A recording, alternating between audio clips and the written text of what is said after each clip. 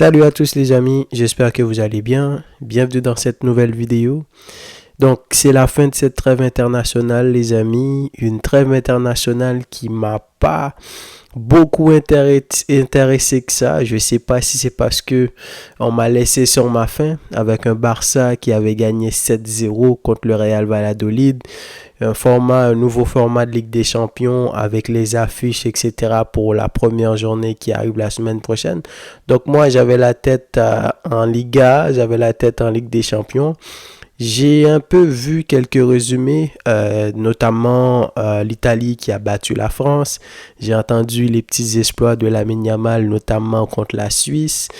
Hier, j'ai vu au moins une bonne soixantaine de minutes dans le match entre l'Argentine et la Colombie. L'Argentine qui a perdu 2-1. Le Brésil, j'ai pas vu leurs deux matchs et ils ont perdu hier également. Donc voilà, mais les amis, dans la vidéo d'aujourd'hui, on va parler de la liste du Ballon d'Or. Comme vous le savez, la semaine dernière, je crois que c'était mercredi dernier, ils ont donné les 30 nominés, les 30 favoris plus ou moins pour remporter le Ballon d'Or.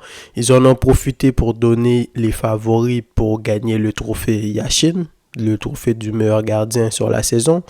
Ils ont donné la liste des nommés pour le titre de meilleur entraîneur du côté des hommes, la liste des clubs pour nommer le club de l'année, le trophée Copa, ce qui est le Golden Boy. Donc voilà, dans cette vidéo, je vais analyser les listes et vous donner mes favoris, que ce soit à côté les entraîneurs, les gardiens, le meilleur jeune joueur.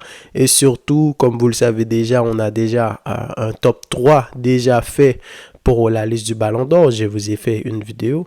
Mais ce sera amusant aussi de regarder la liste, de voir les changements qu'il y a eu dans cette liste-là par rapport à la saison dernière, parce qu'il y a beaucoup de changements, beaucoup de nouveaux joueurs. Et il y en a des joueurs qui sont pas là, mais quand même, c'est assez intéressant. Alors, j'ai envie de commencer par le trophée Yashin. Alors, les nominés, c'est Diogo Costa, le gardien du Portugal, Donnarumma, Gregor Kobel, André Lunin, Marc Maignan, et on a Marmadashvili, Emiliano Martinez, Unai Simons, Yann Sommer et Owen Williams. Alors, s'il y en a qui le connaissent, le Owen Williams, lui, je ne le connais pas. Donc, je ne peux pas vraiment pronostiquer sur lui. J'imagine que ça doit être un jeune gardien qui a fait une très bonne saison. Mais Diogo Costa, je ne l'ai pas vraiment suivi non plus, à part son exploit qu'il avait fait en Coupe d'Europe. Il a arrêté 3 pénaltys pour permettre au Portugal de se qualifier. Donnarumma, comme d'habitude, avec le Paris Saint-Germain, il s'est fait éliminer en demi-finale. Mais Donnarumma, je pense pas que c'est un favori tant que ça. Il n'a pas été très bon. On l'a même critiqué concernant cette double confrontation contre le Barça. Et en Coupe d'Europe, il s'est fait éliminer malement. On a Kobel, le gardien de Dortmund, qui est allé en finale. Lui, c'est un très bon gardien. Il a fait une très bonne saison.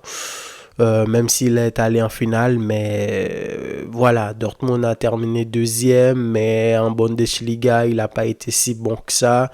Et j'ai pas vraiment aussi suivi tous ces matchs, mais voilà, il mérite d'être là, je pense, mais c'est pas vraiment un gars je pense pas qu'il peut gagner ce trophée-là. On a Lunin quand même, que je me dis c'est dommage pour lui, parce que si on est resté sur la Coupe d'Europe, et surtout après les demi-finales, on pourrait se dire que c'est dommage pour lui parce que il a joué dans une équipe du Real où tu n'avais pas Thibaut Courtois. Il a tenu sur toute la saison alors qu'il n'était même pas censé être le gardien titulaire. Au final, il a gagné sa place. Il a fait une très belle saison.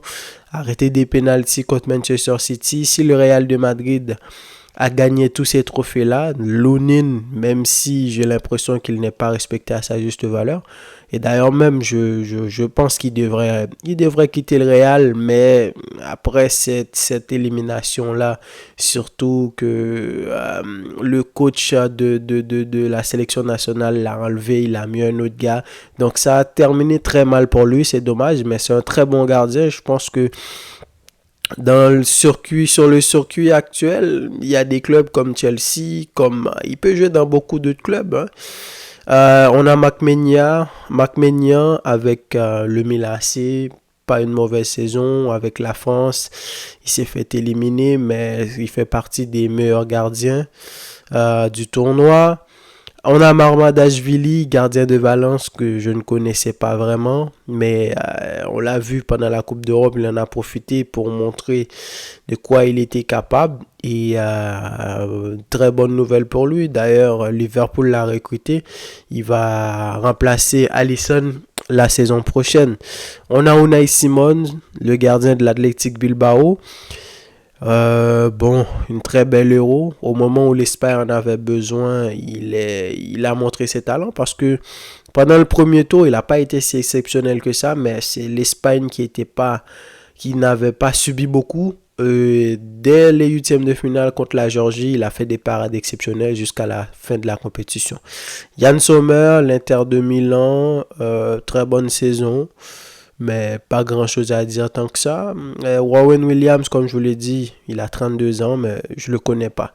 Donc, ce qui m'amène au dernier nom de la liste, qui est le favori numéro 1 selon moi, je pense que c'est lui qui va le gagner, c'est Emiliano Martinez, qui est dans cette liste-là depuis 2021, je crois. Il fait partie des meilleurs gardiens au monde, et surtout, parmi les 30 nominés pour le Ballon d'Or, il est le seul gardien.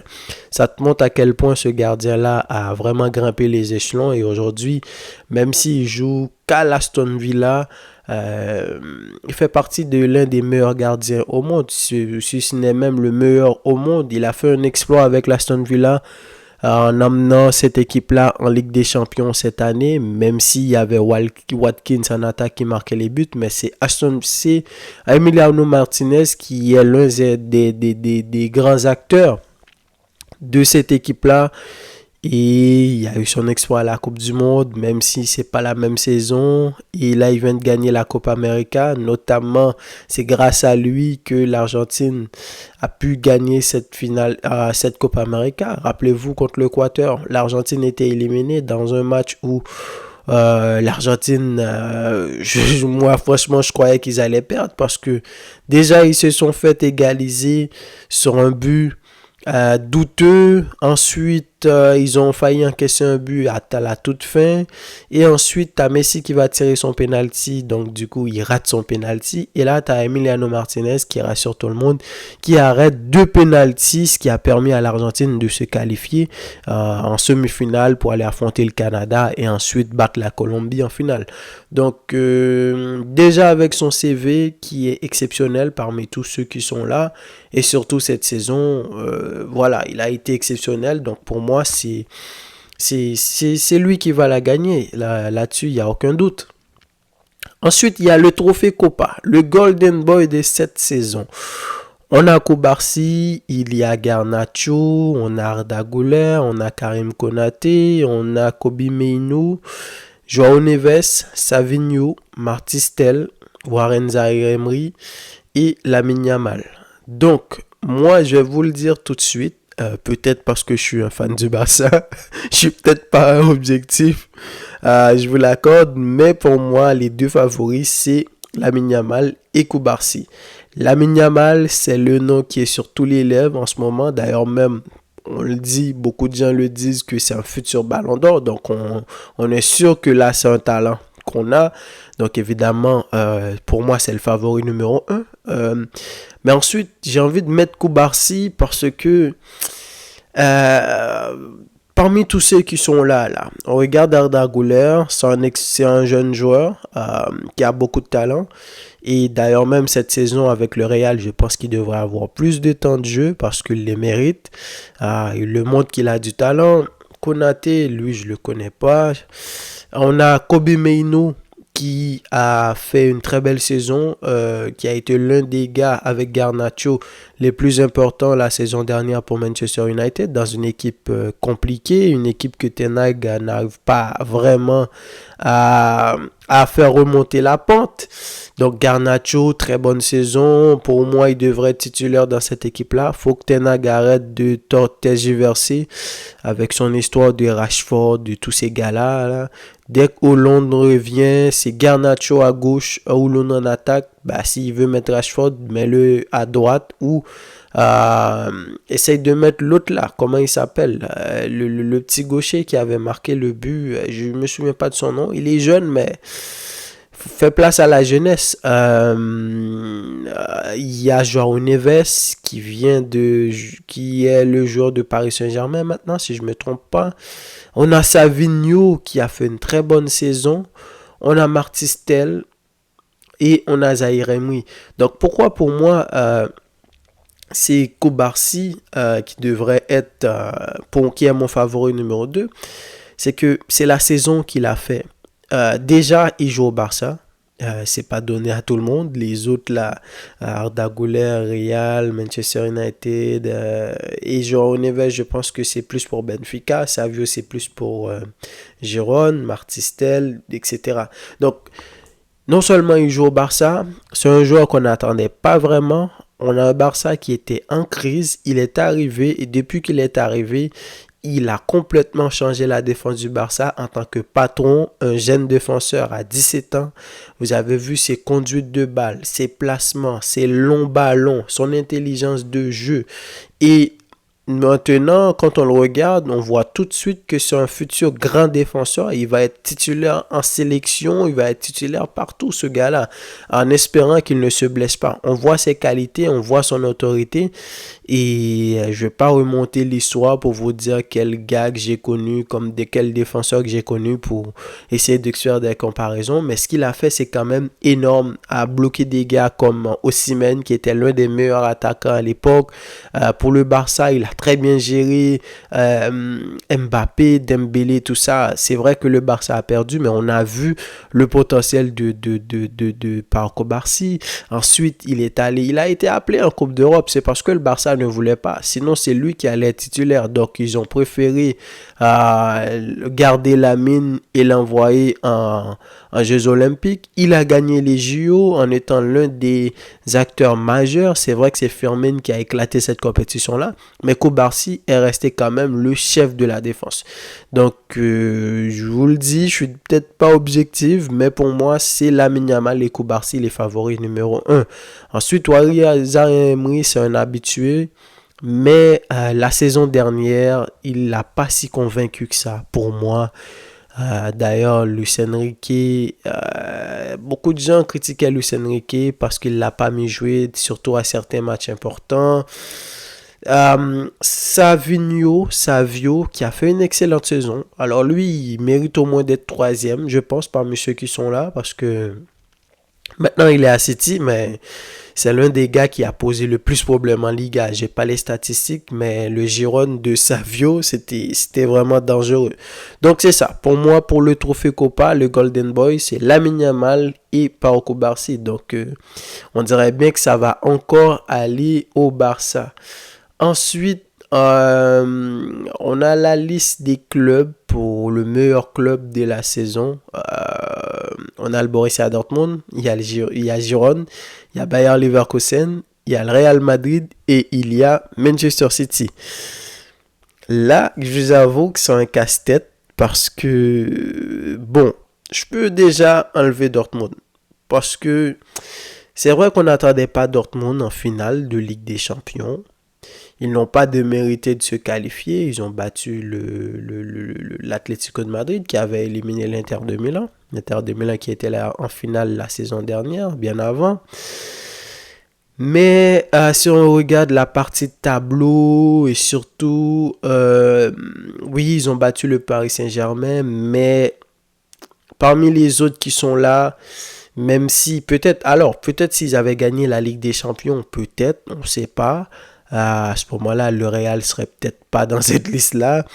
Mais pour moi, Dortmund, non, j'enlève Dortmund de la liste. Alors, Girona, cette équipe-là a surpris tout le monde la saison dernière. C'est vrai qu'ils n'ont pas terminé deuxième, mais en termes de football, avec un Dovbyk, un Savio, un Yann Couto, un Alex Garcia, cette équipe-là nous a traumatisé la saison dernière. D'ailleurs, on joue contre eux ce dimanche-là, donc moi j'ai envie de me venger. Donc Michel qui a su inculquer un très beau football, qui a posé problème en Liga, ils ont battu l'Atlético, quasiment tout le monde ils ont battu. C'est vrai qu'à partir du mois d'avril, là ils ont un peu baissé le niveau. Ils ont connu une très mauvaise période, le Real les a battus, etc. Donc, mais Giron, quand même, ils ont fait une très belle exploit parce que c'est une équipe qu'on n'attendait pas vraiment. Mais malheureusement pour eux, ils n'ont gagné aucun trophée à part le football qu'ils proposaient et les joueurs qui ont été excellents, le coach qui a su proposer ce football-là. J'enlèverai Girona aussi. Bayer Leverkusen qui je vais te parler de Giron, mais Bayer Leverkusen, eux, alors là, on parle d'exploit, mais Bayer Leverkusen, personne ne l'a vu venir non plus. D'autant plus qu'ils ont gagné le championnat d'Allemagne avec plus de 10. Je pense qu'ils ont eu plus de 15 points sur le Bayern de Munich. Ils ont gagné la coupe. La coupe. Ils ont gagné la Super Coupe. Dommage pour eux, ils ont perdu en finale contre l'Atalanta. Sinon, ça aurait été une saison parfaite. Mais pour moi, Bayer Leverkusen avec Xabi Alonso aussi qui propose un excellent football. D'ailleurs, les deux équipes qui nous ont surpris la saison dernière, c'était Girona et Bayer Leverkusen. Donc pour moi, Bayer Leverkusen, c'est un très grand favori. C'est un très grand favori parce que il y a le fait surprise et il y a surtout ce qu'ils ont proposé. Dommage, en finale, ils ont perdu 3-0. Contre l'Atalanta, ils se sont fait battre tactiquement, physiquement, ils n'ont pas vraiment existé pendant ce match-là. Mais j'allais oublier aussi le nombre de matchs qu'ils ont joué sans perdre. Leur seule défaite cette saison, ça a été contre l'Atalanta en plus. Donc il y a les stats qui sont là, beau football, Xabi Alonso excellent. Ils ont même les deux paires latéraux, la Grimaldo et Frimpong. Leur numéro 9, ensuite il s'est blessé, mais on a un Granit Xhaka. Donc voilà, Bayer Leverkusen, pour moi c'est l'un des favoris. Ensuite il a le Real de Madrid, qui est le Real de Madrid, comme vous le savez. Ils ont gagné la Liga, ils ont gagné la Ligue des Champions, la plus grande compétition dans la saison pour les clubs. Donc alors, évidemment que le Real fait partie des favoris. Tout comme Manchester City, qui est la meilleure équipe en ce moment. C'est clair que le Real, oui, en termes de résultats, c'est le Real, mais si on regarde ce qui se passe depuis ces dernières années, Manchester City, c'est le club numéro 1. Donc, moi, si je devais faire un choix, je le donnerais au Bayer Leverkusen. Parce que oui, cette équipe-là nous a surpris. C'est vrai qu'en Allemagne, c'était pas le même Bayern de Munich, mais ils ont tapé tout le monde. Ils sont allés en finale de l'Europa League. Là, ils vont jouer la Ligue des Champions. Et surtout, avec la manière, tactiquement, techniquement. Et donc, cette saison, j'ai hâte de les voir. Ils ont acheté Alex Garcia. Je pense que c'est eux qui ont acheté le joueur de Gérone, là. Alex Garcia. Ils ont même acheté, comment il s'appelle? Ils ont acheté d'autres joueurs.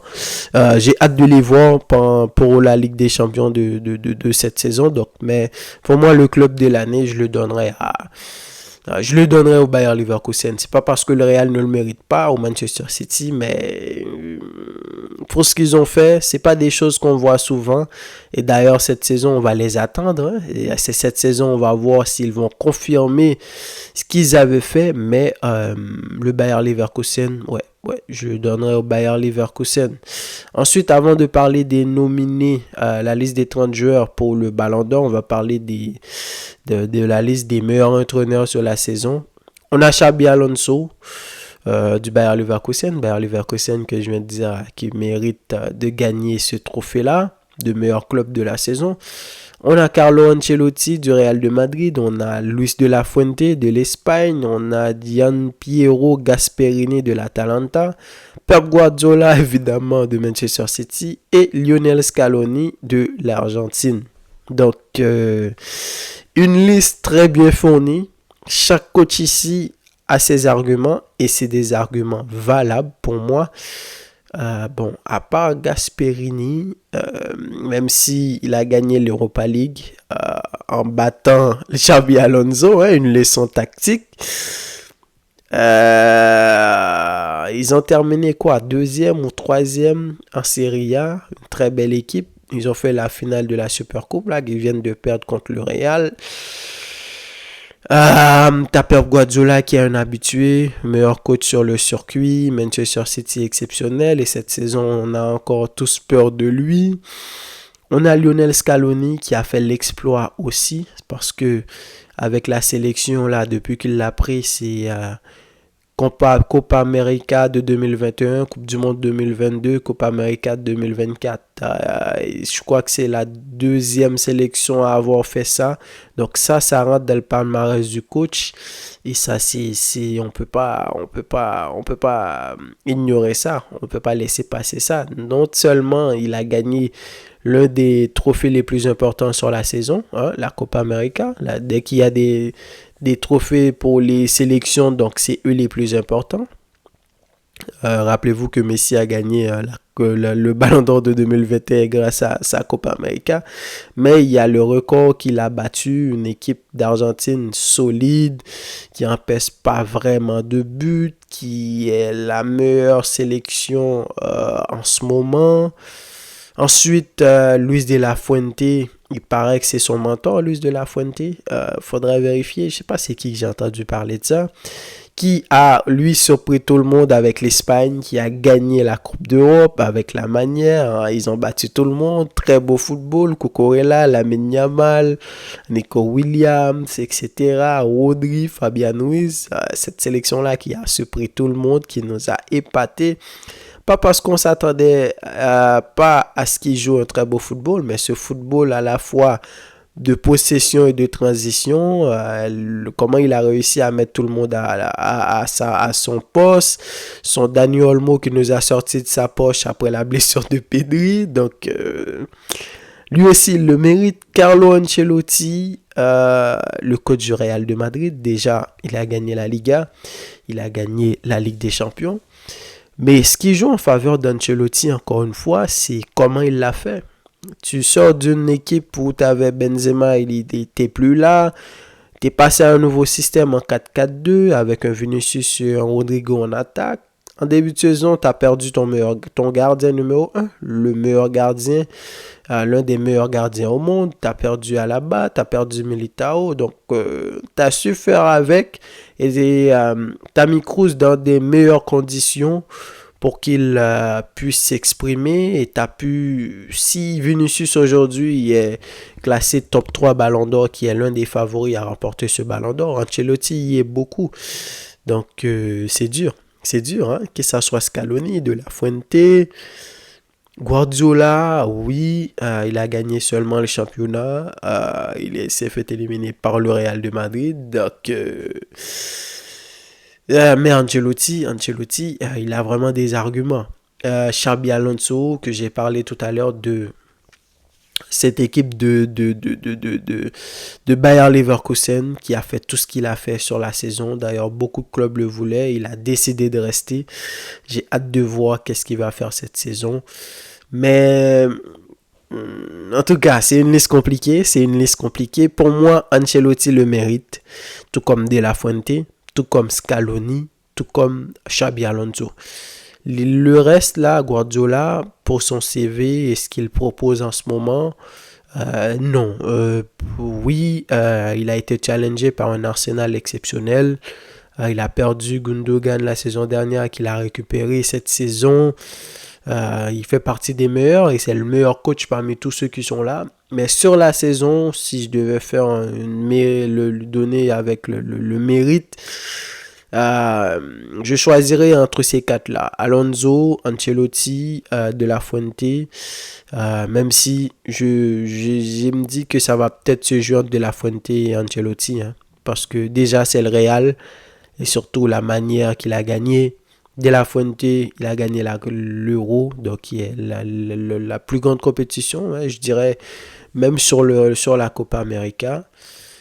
Et Scaloni, avec son CV, ce qu'il fait, il fait partie des meilleurs coachs sur le circuit depuis un moment, avec l'Argentine de Lionel Messi, qui a battu ce record-là, et Xabi Alonso pour ce qu'il a fait. Donc, j'ai hâte de voir c'est qui vont donner ça, mais je pense que ça, c'est dur. C'est dur de faire un choix parmi ces quatre-là. Donc voilà, alors pour terminer, on va parler de la liste des 30 nommés pour le Ballon d'Or cette saison. Beaucoup de changements, comme je vous l'ai dit.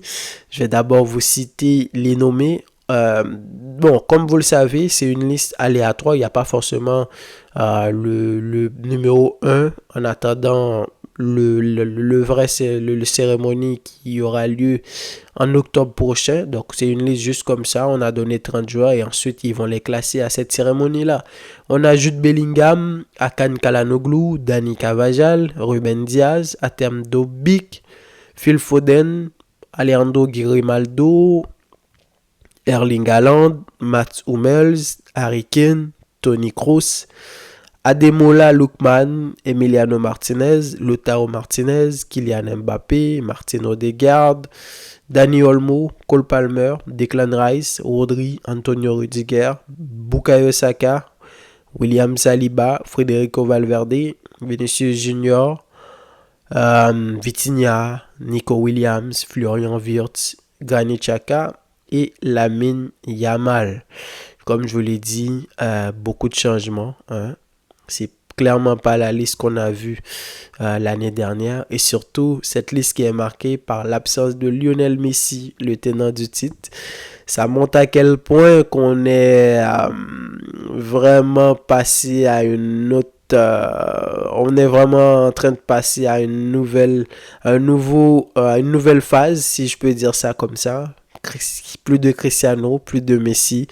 Ces gars-là qui sont dans cette liste-là depuis 2007. Hein? 2007, Messi, 2006, je pense pas. 2006, c'était Cannavaro, Ronaldinho, Drogba, ces gars-là. Je sais pas, peut-être Thierry Henry.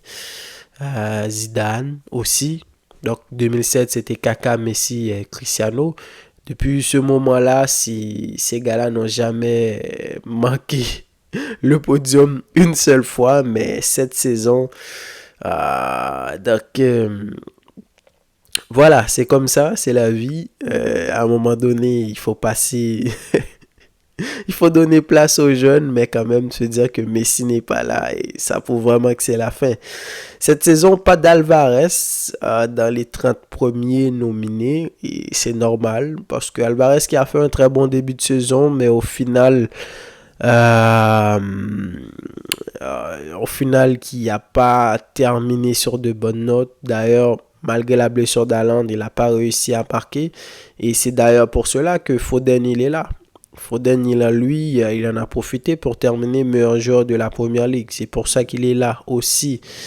Plus de Bernardo Silva, pas de Osimhen, pas de Modric, pas de Salah, pas de Bounou.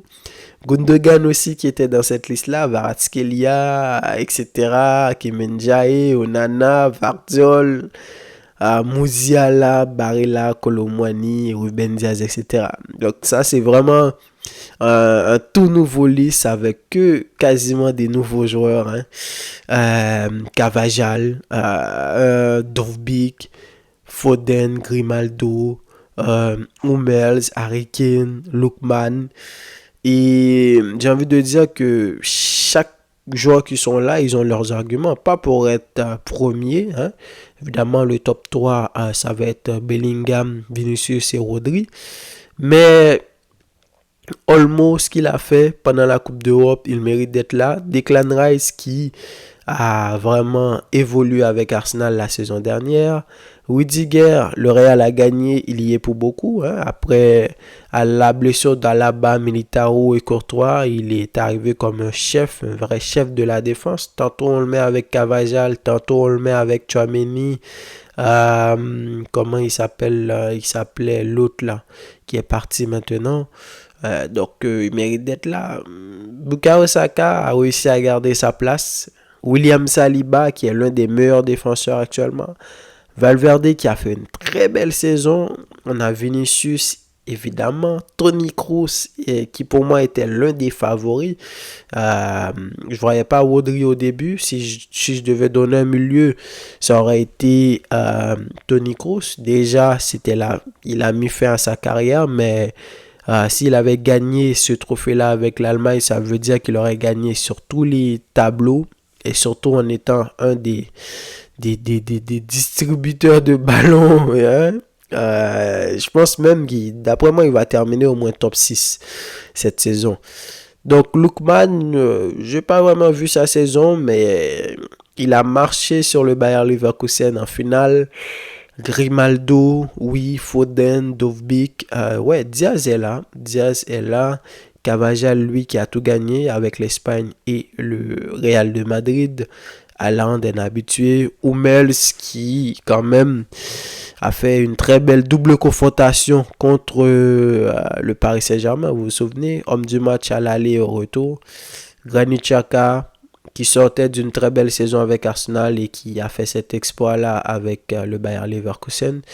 Vitinha également qui le mérite, il fait partie de l'un des gars, l'un des maîtres à jouer de Vitinha et de Luis Enrique, pardon, et je sens que il peut vraiment, il a de quoi évoluer avec Luis Enrique là. Maintenant, c'est une nouvelle équipe, plus de Mbappé, plus de Neymar, plus de Messi. Donc, il l'a montré, il a du talent.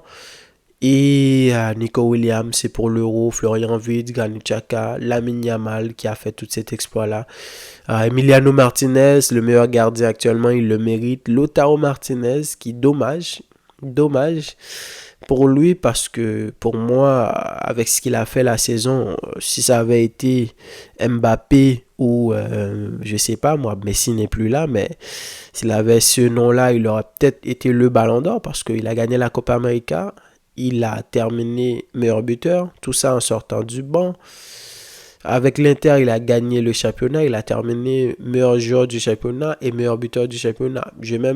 Je suis même pas allé regarder pour les coupes, super coupes, etc. Donc, il a fait une très grande saison à Lautaro Martinez, mais donc, d'après moi, il va peut-être terminer 6e, 7e parce que quelqu'un comme Cavajal qui a tout gagné sur la saison et qui a marqué en finale de Ligue des Champions, qui, grâce à lui, a permis l'Espagne de se qualifier. Rappelez-vous le carton rouge, là, au dernier moment, là, qu'il a pris ce mondial-là.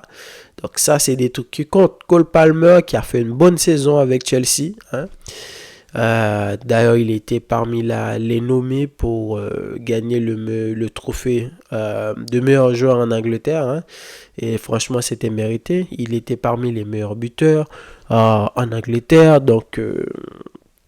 Donc voilà, très belle liste avec beaucoup de nouveaux joueurs que la saison dernière. Hein. C'est fou comme on peut passer à un Osimhen vers Skelia qui faisait la pluie et le beau temps où on voulait donner plus de 200 millions d'euros pour eux. Et on voit cette saison comment ils sont passés. Des Musiala, dommage, mais à cause de la saison avec le Bayern, donc ça n'a pas aidé. Lui qui a fait une très belle Euro. Vardiol, lui quand même, je pense qu'ils ont fait une liste de 30, il mérite peut-être d'être là parce qu'il a vraiment évolué avec City, mais dommage, il s'est fait éliminer et surtout avec la Croatie, ça n'a pas donné grand-chose. Et l'autre absent qui fait parler, j'allais l'oublier, c'est Rodrigo. Rodrigo qui n'est pas parmi les 30 premiers et franchement, est-ce que c'est un scandale? Pour moi, pas. Parce que voilà, Rodrigo, ce qu'il faut comprendre avec lui, c'est que maintenant on ne voit plus Rodrigo comme le petit jeune qui sort du banc. Vous vous souvenez en 2022, qui sort du banc, qui marque contre Chelsea, contre City. etc. Donc Rodrigo, on le considérait plus, je dirais pas au même niveau que Vinicius, mais c'est l'un des acteurs majeurs du Real de Madrid.